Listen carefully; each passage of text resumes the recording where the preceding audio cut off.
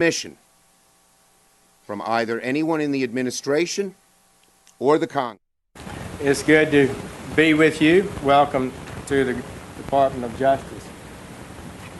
Jody, thank you for being with me. He is my chief of staff, and Jody has been almost 20 years in the Department of Justice. Let me share a few thoughts.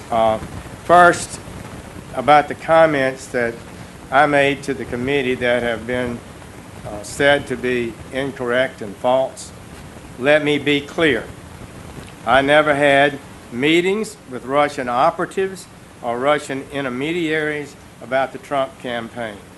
And the idea that I was part of a, quote, continuing exchange of information during the campaign between Trump surrogates and intermediaries for the Russian government is totally false.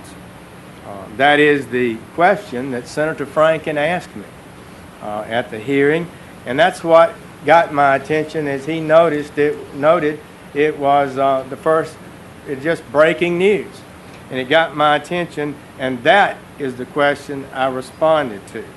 I did not respond by referring to the two meetings, one very brief after a speech, and one with two of my senior staffers, professional staffers, with the Russian ambassador in Washington, where no such things were discussed. In my reply to the question of Senator Franken was honest and correct as I understood it at the time. I appreciate that some have taken the view that this was a false comment. That is not my intent. That is not correct. I will write the Judiciary Committee soon, today or tomorrow, to explain this testimony for the record. Secondly, at my confirmation hearing, I promised that I would do this. If a specific matter arose where I believed my impartiality might reasonably be questioned, I would consult with the department ethics officials regarding the most appropriate way to proceed, close quote. That's what I told them at the confirmation hearing. I have been here just 3 weeks today. A lot has been happening in this 3-week period. I wish I'd had more of my staff on board, but we're still waiting for confirmation for them. Much has been done, much needs to be done, but I did and have done as I promised. I have met with senior officials shortly after arriving here. We evaluated the rules of ethics and recusal. I have considered the issues at stake. In fact, on Monday of this week, we set a meeting with an eye to a final decision on this question. And on Monday, we set that meeting today. So this was a day that we planned to have a final discussion about handle this. I asked for their candid and honest opinion about what I should do about investigations, certain investigations. And my staff recommended recusal. They said that since I had involvement with the campaign, I should not be involved in any campaign investigation. I have studied the rules and considered their comments and evaluation. I believe those recommendations are right and just. Therefore, I have recused myself in the matters that deal with the Trump campaign. The exact language of that recusal is in the press release that we will give to you. I've said this, quote, I have now decided to recuse myself from any existing or future investigations of any matter relating in any way to the campaigns for President of the United States. I went on to say this announcement should not be interpreted as confirmation of the existence of any investigation or suggestive of the scope of any such investigation, because we in the Department of Justice resist confirming or denying the very existence of investigation. So, in the end, I have followed the right procedure just as I promised the committee I would, just as I believe any good Attorney General should do.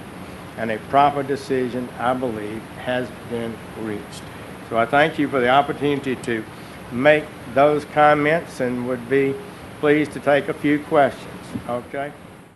Just to clear up any confusion over this, could you just explain a little bit about the September 8th meeting, who on your staff was there, and what was discussed with the Russian ambassador?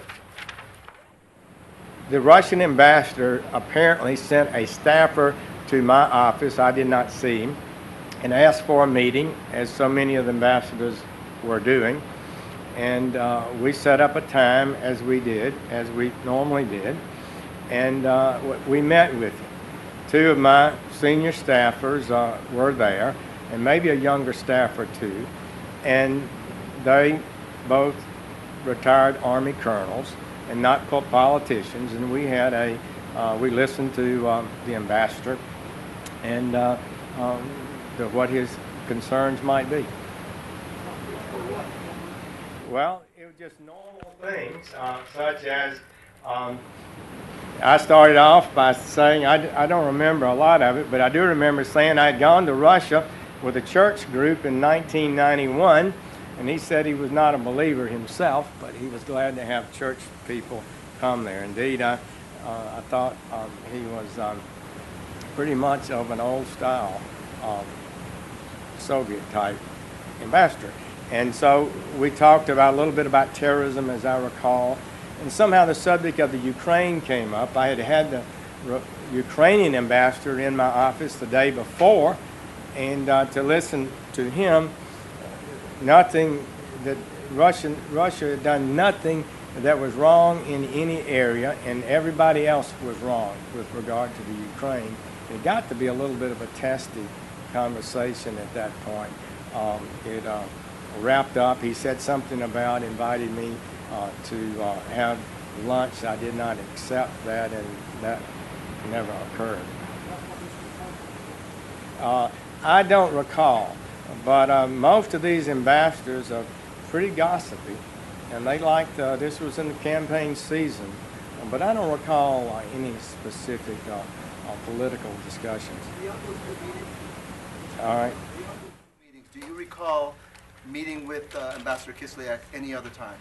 I don't recall having met him. It's possible. I'm on the Armed Services Committee and things happen, but I don't recall having met him before those two meetings. Sanctions.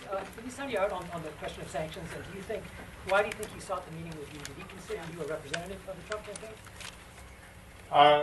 I think ambassadors are always out trying to find out things and advance their agenda.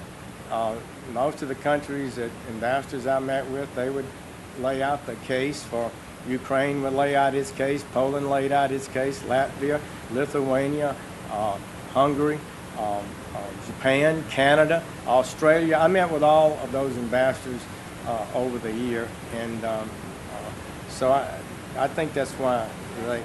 Did you consult with the White House about your decision? And just to follow on the last question, with hindsight, do you believe that this is a coincidence that the Russians asked you for a meeting, or do you believe you were targeted because it came at the height of Russia's interference, and at the same time, then candidate Trump was giving an interview to RT saying that he didn't believe there was anything to the reported interference?